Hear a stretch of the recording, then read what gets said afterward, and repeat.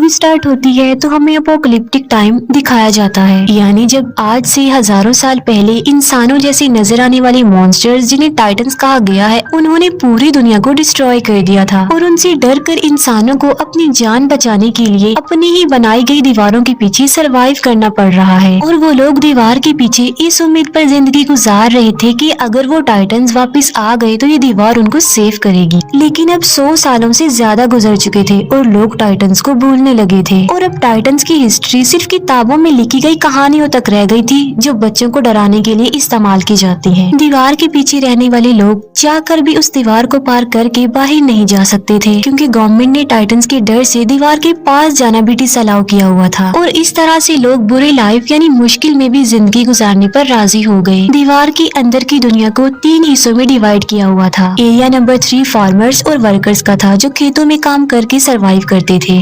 Area number 2 industrial था, जहाँ पर फैक्ट्रीज लगाई गई थी। और एरिया 1 प्राइमरी था, जहाँ पर अमीर लोग पूरे सिटी को कंट्रोल कर रहे थे और किसी को भी एक एरिया छोड़कर दूसरे एरिया में जाने की इजाजत नहीं थी। एरिया नंबर 3 में रहने वाला एक लड़का जिसका नाम एरिन था, वो काफी टैलेंटेड था और वो टाइटन से डर कर 4 दीवारी में प्रिजनर्स की तरह जिंदगी नहीं गुजार सकता था, क्योंकि उसमें हमेशा कुछ बड़ा करने की लगन होती है और उसकी डिजायर थी कि वो बाहर की दुनिया को एक्सप्लोर करे। और अपनी इस ख्वाहिश को वो अपने फ्रेंड्स के साथ भी शेयर करता है, क्योंकि वो टाइटन्स पर बिलीव नहीं करता था। वो यही सोचता था कि टाइटन एग्जिस्ट नहीं करते और उसे लगता था कि लोग टाइटन से डरते हैं, इसीलिए यहाँ पर छुपे हुए हैं। इसके साथ साथ एरिन का जो मेल फ्रेंड होता है वो भी काफी टैलेंटेड होता है और किसी भी आम इंसान को कोई एक्सपेरिमेंट्स करने की इजाजत नहीं थी, क्योंकि गवर्नमेंट का मानना ये था कि अगर इंसान अपनी सक्सेस के लिए कुछ करेगा तो वो गलत करेगा। वहीं पर एक लड़की जिसका नाम मिकासा होता है, एरिन और वो दोनों एक दूसरे को काफी लाइक करते थे और वो एरिन के साथ एक हैप्पी लाइफ गुजारना चाहती थी। एरिन का फ्रेंड उससे मिलने जाता है और तभी वो एक अननोन पर्सन से टकरा जाता है, लेकिन वो उस पर ज्यादा ध्यान नहीं देता और उसे इग्नोर करता है। एरिन खुद को उस जगह पर पाकर काफी लकी फील करता था, क्योंकि वो दूसरी साइड वाले लोगों की दुनिया को देख सकता था। वो जगह एरिन की इसलिए भी फेवरेट थी क्योंकि वहाँ पर बॉम्ब मशीन पड़ी हुई थी और डर की वजह से कोई भी वहाँ पर नहीं आता था। और एरिन इस बार इरादा कर लेता है कि वो दूसरी साइड वाली जगह पर जाएगा, चाहे कुछ भी हो जाए। और वो अपने फ्रेंड्स को भी इस बात पर एग्री कर लेता है। उस दीवार के पास आर्मी का पहरा था और वो फर्स्ट टाइम सोल्जर्स की नजरों से बचते हुए उस दीवार के काफी करीब आ जाते हैं, लेकिन इससे पहले कि वो आगे बढ़ते वो पकड़े जाते हैं। उन सोल्जर्स का लीडर उन लोगों को बचा लेता है, क्योंकि वो लीडर एरिन को काफी लाइक करता था और उन्हें पता था कि एरिन काफी इंटेलिजेंट है और वो एरिन के इस पैशन को अंडरस्टैंड भी करते थे। अभी वो लोग ये बातें डिस्कस कर ही रहे होते हैं कि जमीन कांप उठती है और जब वो दीवार के ऊपर देखते हैं तो उन्हें यकीन नहीं आ रहा होता जो वो देख रहे होते हैं, क्योंकि पहली बार इतने खौफनाक डर से उनका सामना जो हो रहा था और वो एक मॉन्स्टर टाइटन था, जो कि टाइटन से कई ज्यादा पावरफुल और बड़ा था। और ऐसे मॉन्स्टर्स को जायंट्स कहते हैं और वो उस दीवार से भी काफी बड़ा होता है और आग का बना होता है। और उस वक्त वो आग निकाल रहा था और अपने इतने बड़े बड़े पाँव का इस्तेमाल करके वो दीवार को तोड़ने लगता है। वो लोग काफी डरे हुए और काफी हैरान होते हैं। आग के अटैक से काफी बुरा हाल हो चुका था। लीडर एक सोल्जर को ऑर्डर देता है कि वो बॉम्बिंग करना शुरू कर दे, लेकिन वो सोल्जर उसे ये कहकर रोक देता है कि गवर्नमेंट ने हमें इन एक्सप्लोजिव का यूज करने से मना किया है। और वो जायंट काफी बड़ा होल करके हवा की तरह गायब हो जाता है और वहाँ पर तूफान आने से पहले जैसी खामोशी छा जाती है और देखते ही देखते वो टाइटन्स मॉन्स्टर्स दीवार के उस होल से बाहर आने लगते हैं। दिखने में तो वो बिल्कुल इंसानों जैसे लग रहे थे, लेकिन इंसानों की निस्बत वो काफी लंबे चौड़े थे और इंसानों को देखकर उनके फेस पर इविल स्माइल होती है कि जैसे वो इंसानों को अपना खाना समझ रहे हों। वो लीडर टाइटन्स पर बॉम्बिंग करने में कामयाब हो जाते हैं, लेकिन उन्हें ये नहीं पता था कि ये टाइटन्स इटर्नल हैं, यानी ये एक ऐसे मॉन्स्टर्स हैं जिन्हें कभी नहीं मारा जा सकता। और टाइटन्स की बॉडी की जख्मी पार्ट्स खुद ब खुद रिस्टोर होने लगते हैं। अब क्योंकि टाइटन्स तादाद में काफी ज्यादा थे तो वो लोगों को चारों तरफ से घेर लेते हैं और इंसान उसके आगे काफी छोटा दिख रहा था। और वो इंसानों को ऐसे समझ रहे थे कि जैसे इंसान पाँव में आने वाले कीड़े मकोड़े चूंटियां हैं जिन्हें मसल दिया जाए, खेलने वाले खिलौने हैं और यही नहीं बल्कि इंसान उनके लिए किसी बारबेक्यू से कम नहीं थे, क्योंकि वो उन्हें ऐसे ही पकड़ पकड़ कर खा रहे थे। सोल्जर्स इतने ज्यादा डर जाते हैं कि वो टाइटन्स का खाना बनने से ज्यादा सुसाइड को प्रेफर करते हैं और अपने आप को मार डालते हैं। टाइटन्स ने पूरे सिटी में तबाही मचा दी थी। लोग या तो टाइटन्स का शिकार होकर या लोगों की अफरा तफरी में कुचलकर मरने लगते हैं और उन लोगों को अपनी जान बचाने के लिए सिर्फ एक ही जगह मिलती है, जो कि सिटी का बहुत बड़ा हॉल था। लोग सिर्फ खुद को सेव करने के लिए दूसरों की जान की परवाह किए बगैर जबरदस्ती अंदर घुसने लगते हैं और एरिन और मिकासा भी खुद को सेव करने के लिए ऐसा ही करते हैं। मिकासा एक छोटे बच्चे को उसकी माँ के साथ देखती है तो उसे उन लोगों पर तरस आता है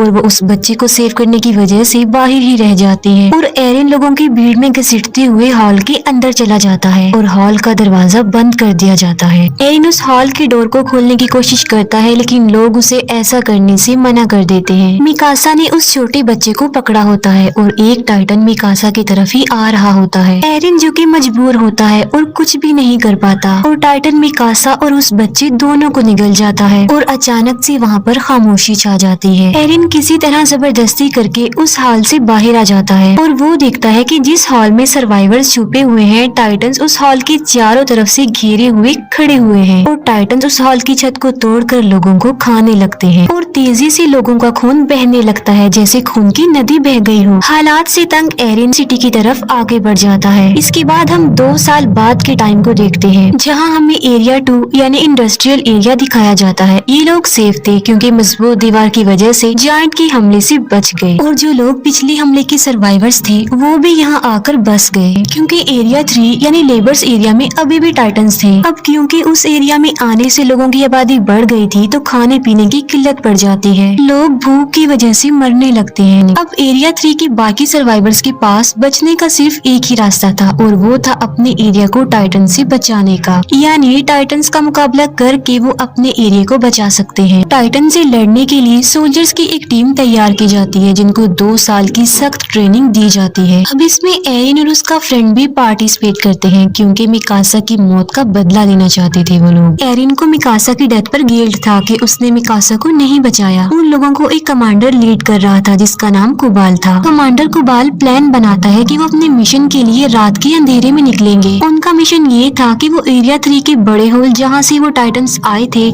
उसे ब्लास्ट की मदद से बंद करने का। प्लान के अकॉर्डिंग वो हॉल के ऊपर वाले पार्ट पर ब्लास्ट करेंगे, जिससे होगा ये कि वो टूटा हुआ मलबा नीचे गिरेगा और उससे वो हॉल बंद हो जाएगा। और क्योंकि वो दीवार काफी मजबूत है तो ब्लास्ट के बावजूद भी टाइटन्स वहाँ से नहीं आ पाएंगे और अगर वो इस मिशन में सक्सेसफुल हो गए तो वो उन टाइटन्स को मार सकते हैं। और उन लोगों की आखिरी उम्मीद यही एक्सप्लोजिव था, यानी इस मिशन में या तो वो मार डालेंगे या मारे जाएंगे। वेपन्स हेड सब सोल्जर्स को अपने बनाए गए खास न्यू वेपन के बारे में बताती है जिसकी मदद से वो हवा में उड़ सकते हैं, क्योंकि उन्हें पता चल चुका था कि टाइटन्स की नेक पर अटैक करके उन्हें मारा जा सकता है और वो टाइटन्स दोबारा जिंदा भी नहीं होंगे। प्लान के मुताबिक वो रात के अंधेरे में अपने मिशन के लिए निकल जाते हैं, लेकिन अपने टारगेट तक पहुंचने से पहले ही उन्हें रास्ते में कुछ अजीब फील होता है और वो लोग चेक करने के लिए जाते हैं कि आखिर क्या गड़बड़ है। वो समझते हैं कि वो सिर्फ काउस की आवाज है और जब उन्हें रियलाइज होता है कि सब ओके है तो वो चल पड़ते हैं। फिर एक लेडी को किसी छोटे बच्चे के रोने की आवाज सुनाई देती है और वो सोचती है कि बच्चा मुसीबत में है और उसे हेल्प की जरूरत है और वो उसकी हेल्प करने के लिए आगे चेक करने के लिए जाती है। एरिन भी उसके पीछे पीछे जाता है और जब उन्हें बच्चा मिल जाता है तो वो देखते हैं कि ये तो टाइटन का बच्चा है और वो जायंट बच्चा उन्हें पकड़ने की कोशिश करता है और नीचे गिर जाता है और नीचे गिरते ही वो जोरों से रोने लगता है। उसकी आवाज सुनकर सब टाइटन जाग जाते हैं और उधर आने लगते हैं और उन लोगों को घेर लेते हैं और अब वो लोग काफी बड़ी मुश्किल में फंस चुके थे क्योंकि उनका सेल्फिश कमांडर कुबाल उन्हें इस मुसीबत में छोड़कर वेपन्स वाली गाड़ियां लेकर वहाँ से भाग चुका था। एरिन के फ्रेंड को टाइटन्स पकड़ लेते हैं लेकिन वो दूसरा सोल्जर आकर उसे बचा लेता है और अब वो लोग पूरी तरह से टाइटन से घिर चुके थे और अचानक से वहाँ पर टैलेंटेड टाइटन्स का शिकारी शिकीशिमा वहाँ पर आता है और उसने तकरीबन 10 से 15 टाइटन्स को मार डाला था और शिकीशिमा के साथ एक और बहादुर सोल्जर थी और वो थी मिकासा। जी हाँ, वो जिंदा थी। दोनों मिलकर बहादुरी से अपने फास्ट वेपन्स का यूज करके टाइटन्स को मार डालते हैं। टाइटन्स को मारने के बाद वो अपने टारगेट यानी दीवार के उस होल के पास जाते हैं, लेकिन हैरत की बात ये थी कि मिकासा एरिन को अपने कोई भी फीलिंग्स नहीं दिखा रही थी क्योंकि उस इंसिडेंट के बाद वो सिर्फ अपना बदला लेना चाहती थी। मिकासा को वो टाइटन निगल चुका था लेकिन शिकीशिमा ने उसे बचाया और टाइटन से लड़ना सिखाया। टाइटन से लड़ने का एक सीक्रेट बताता है कि अपने गुस्से को आजाद छोड़कर टाइटन्स पर टूट पड़ो और मुकाबला करो। वो एक बात और बताता है कि इंसान का दुश्मन टाइटन से ज्यादा डर है, जो कि उसे छिपने पर मजबूर करता है। तभी उनका सेल्फिश कमांडर कुबाल वहाँ पर आता है। वो कहता है कि मिशन के लिए जो फास्ट वेपन्स हमने यूज करनी थी वो हमारी सीक्रेट जगह पर नहीं मिले, बल्कि वो अंडरग्राउंड केव्स में थे और मैं उन एक्सप्लोजिव्स को खोना नहीं चाहता था, इसीलिए मुझे जाना पड़ा, क्योंकि हम में कोई तो चीटर है जो वो वेपन चुरा सकता था और एक्सप्लोजिव को खोने का रिस्क वो नहीं ले सकते। वो लोग वेपन्स को लोड करने लगते हैं, लेकिन टाइटन्स उनकी आवाजों को सुन लेते हैं और अचानक वो टाइटन्स 2 लोगों को खा जाते हैं। वो सब लोग काफी घबरा जाते हैं, लेकिन लालची लीडर को एक्सप्लोजिव की पड़ी हुई थी और कोई चोर उनके वेपन्स एक्सप्लोजिव से भरी हुई गाड़ियां चुरा कर ले जाता है। और एक लेडी जिसके हस्बैंड को टाइटन्स खा चुके थे, गुस्से में आकर वो उस चोर से एक्सप्लोजिव वाली गाड़ी छीन लेती है और एक्सप्लोजिव को बचाए सेव करने के वो उसमें आग लगा देती है और अपने हस्बैंड का रिवेंज लेने के लिए टाइटन्स के बीच में ट्रक को क्रैश कर देती है। लेकिन इतने हैवी ब्लास्ट से भी टाइटन्स को कुछ नहीं होता, लेकिन उनकी आखिरी उम्मीद एक्सप्लोजिव भी अब खत्म हो चुका था। कुबाल भी उन्हें मरने के लिए मुसीबत में छोड़कर चला जाता है और वो लोग टाइटन्स के बीच में बुरी तरह से फंस चुके थे। एरिन भी अब हिम्मत हार चुका था, लेकिन फिर उसे शिकीशिमा की गुस्से वाली बात याद आ जाती है और वो अपने गुस्से को आजाद छोड़कर टाइटन से मुकाबले के लिए जाता है और वो उन टाइटन्स का मुकाबला करते हुए कुछ टाइटन्स को मारने में कामयाब भी हो जाता है। और फिर फाइट के दौरान टाइटन से मुकाबला करते हुए उसका एक पाँव टूट जाता है और एक टाइटन एरिन के फ्रेंड को पकड़ लेता है। सब लोग एरिन के फ्रेंड को बचाने के लिए लड़ते हैं ताकि वो टाइटन उसे निगल ना जाए। एरिन अब पूरी तरह से हिम्मत हार चुका था और वो डिसअपॉइंट हो चुका था कि वो किसी भी तरह लोगों की हेल्प नहीं कर पा रहा है, लेकिन वो फिर भी हार ना मानते हुए हिम्मत करके उठता है और बिल्कुल ठीक वक्त पर वो अपने फ्रेंड को उस टाइटन का खाना बनने से बचा लेता है। लेकिन उसे सेव करते करते वो अपना एक हाथ भी खो बैठता है और आखिरकार एक टाइटन उसे निगल लेता है और एरिन देखता है कि वो इस खतरनाक टाइटन के पेट में आ चुका है और आहिस्ता आहिस्ता डाइजेस्ट हो रहा है। ये देखकर मिकासा कंट्रोल से बाहर होकर उस टाइटन पर अटैक कर देती है, लेकिन किस्मत उनका साथ नहीं दे रही थी और मिकासा क्रैश हो जाती है क्योंकि उसका गियर खराब हो चुका था। और अब मिकासा को अपनी मौत अपने सामने नजर आ रही थी क्योंकि वही टाइटन उसकी तरफ भी आ रहा था।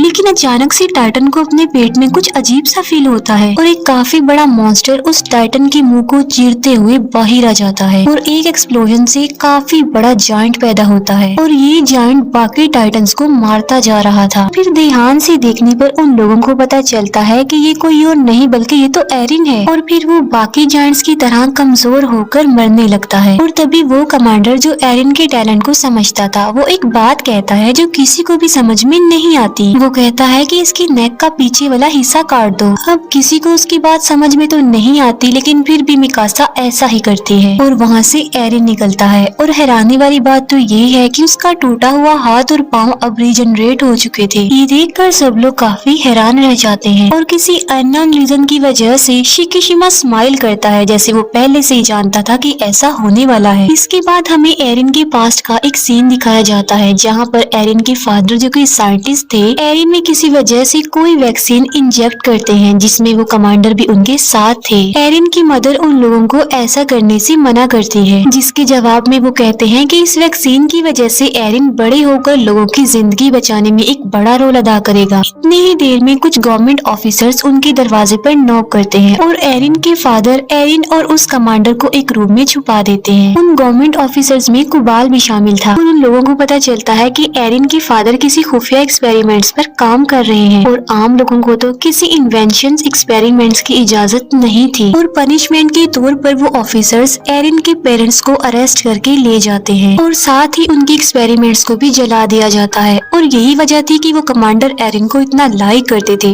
उसकी इस खूबी की वजह से। और उन्हें ये भी पता था कि इस वैक्सीन की वजह से एरिन और ज्यादा पावरफुल बन गया ताकि वो लोगों की जिंदगियों को सेव कर सके। एरिन की आँख खुलती है तो वो देखता है कि कुबाल ने उसे कैद किया हुआ हुआ है। और एरिन को खुद भी इस बात पर यकीन नहीं आ रहा था कि क्या वो वाकई एक जायंट में बदल गया था, लेकिन साथ साथ उसे खुद पर प्राउड भी फील हो रहा था कि आखिर उसमें एक ऐसी खूबी है जो कि टाइटंस के खिलाफ इंसानों की मदद करने में इम्पोर्टेंट रोल अदा कर सकती है। लेकिन एरिन कोबाल के लिए एक खतरा था जिसकी वजह से वो उसे प्रिजनर बना के रखता है, क्योंकि वो सोचता था कि इंसानों को नए एक्सपेरिमेंट्स और इन्वेंशन करने की कोई जरूरत नहीं है, बल्कि इंसानों को डरपोक बनकर डरते हुए ही उस दीवार के पीछे जिंदगी गुजारनी चाहिए। वो कमांडर जब एरिन की फेवर में बोलता है तब कोबाल उसे शूट करके मार डालता है, लेकिन मरने से पहले वो कमांडर एरिन को एक राज की बात बताता है कि कोबाल ही तुम्हारे पेरेंट्स का कातिल है। ये सुनते ही एरिन और उसके साथी कोबाल के अगेंस्ट हो जाते हैं और तभी अचानक से वहाँ पर पावरफुल जायंट जंप करके आ जाता है और वो आते ही सबसे पहले एरिन को पकड़ लेता है। वो लोग उसे रोकने की कोशिश करते हैं, लेकिन वो सबको अपने रास्ते से हटा रहा था। वो एरिन के एक फ्रेंड को भी मारने की कोशिश करता है, लेकिन मिकासा उसे ऐसा करने से रोक देती है और ऐसा लग रहा था कि शायद वो मिकासा की बातों को अंडरस्टैंड कर रहा था और वो एरिन को अपने साथ लेकर निकल जाता है और इस सारी फाइट पे कोबाल मारा जाता है। अब क्योंकि एरिन भी उनके पास नहीं था तो उन्हें समझ में नहीं आ रही थी कि क्या किया जाए। फिर एरिन के फ्रेंड को याद आता है कि उनके पास अभी भी एक एक्सप्लोजिव है जिसे वो यूज करके अभी भी अपना मिशन पूरा कर सकते हैं और वो सब लोग बॉम्ब को रिकवर करने के लिए एरिया 3 में चले जाते हैं। एरिन की आंख एक काफी बड़े और अजीब से रूम में खुलती है और उस रूम में कुछ चीजों के अलावा शिकिशिमा भी था और यहाँ पर शिकिशिमा बहुत सी बातों को रिवील करता है कि ये टाइटन्स इंसानों के ही बनाए गए हैं, जिनको किसी और ने नहीं बल्कि एरिन के फादर ने ही बनाया था और उन्होंने ये टाइटन्स आर्मी वेपन्स के लिए बनाए थे, लेकिन उनका एक्सपेरिमेंट फेल हो जाता है, जिसका बैड इम्पैक्ट ये पड़ा कि वायरस तेजी से इंसानों में फैलता गया और इंसान तेजी से टाइटन्स में बदलते गए और उन्होंने दुनिया में तबाही मचा दी।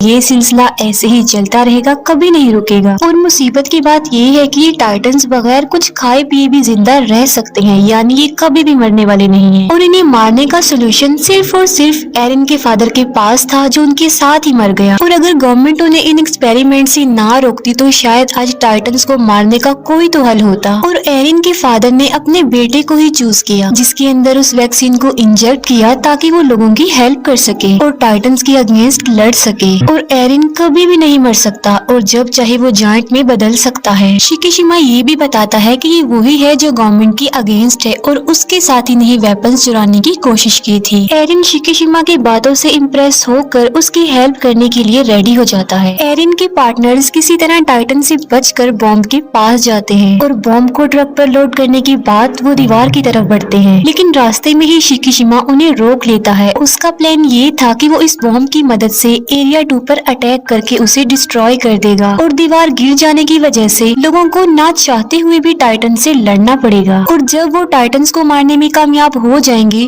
तो वो लोग बाद में गवर्नमेंट को ही खत्म कर देंगे, क्योंकि गवर्नमेंट की वजह से ही उन्हें इन हालात का सामना करना पड़ रहा है। लेकिन एरिन और उसके फ्रेंड्स उसकी इस बात पर इसीलिए एग्री नहीं कर रहे थे क्योंकि इसमें बेकसूर लोग मारे जा सकते थे और इसीलिए एरिन और शिकिशिमा में फाइट हो जाती है। शिकिशिमा जल्दी से खुद को मारकर जायंट में तब्दील कर लेता है और यहाँ पर हमें ये पता चलता है कि शिकिशिमा में भी वो खूबी थी कि वो टाइटन बन सकता था और ये वही जायंट था जो एरिन को किडनैप करके ले गया था। और टाइटन बनने के लिए उन्हें अपनी ही जान लेनी पड़ती है और जब वो एक बार टाइटन बन जाते हैं तो उनकी असली बॉडी नेक के पीछे टाइटन वाले रूप को कंट्रोल करती है। लेकिन इन जायंट्स की लाइफ टाइटन्स की निस्बत काफी कम होती है क्योंकि ये वैक्सीन से बने होते हैं, क्योंकि बाकी टाइटन्स वायरस फैलने से बने थे इसीलिए वो नहीं मरते। एरिन और शिकिशिमा के बीच जोरदार फाइट होती है। शिकिशिमा एरिन पर भारी पड़ जाता है, लेकिन बाद में एरिन अपनी फाइटिंग स्किल से शिकिशिमा को हरा देता है और एरिन प्लान के मुताबिक बॉम्ब को दीवार के ऊपर वाले पार्ट में ब्लास्ट करने में कामयाब हो जाता है। और तब वो सब हैरान रह जाते हैं ये जानकर कि कोबाल मरा ही नहीं था और वो कहता है कि एरिन को मेरे हवाले कर दो, क्योंकि वो नहीं चाहता था कि कोई भी इंसानों की हेल्प करे, बल्कि इंसानों को डर कर दीवारों के पीछे ही छुपे रहना चाहिए। और गुस्से में आकर एक फीमेल सोल्जर कोबाल को मार डालती है। और यहाँ ये बात भी रिवील हो जाती है कि मूवी के स्टार्ट में हमने जो टाइटन यानी जो किंग जायंट देखा था वो कोई और नहीं बल्कि वो कोबाल था। कोबाल जायंट में बदल कर उनके मिशन को रोकने की काफी कोशिश करता है। तब शिकिशिमा उनकी हेल्प करने पर एग्री हो जाता है और अपनी जान की परवाह किए बगैर बॉम्ब को किंग टाइटन यानी कोबाल की मुंह में घुसा देता है। और वहाँ पर एक्सप्लोजन की वजह से किंग टाइटन की मौत हो जाती है और एक्सप्लोजन की वजह से बनने वाले मलबे से वो बड़ा सा होल भी बंद हो जाता है। वो सब लोग काफी खुश हो जाते हैं क्योंकि वो अपने मिशन को अचीव कर चुके थे। और एरिन और मिकासा का समंदर और उड़ते हुए बर्ड को देखकर ड्रीम पूरा हो जाता है और उनके ड्रीम के साथ ही मूवी यहीं पर एंड हो जाती है।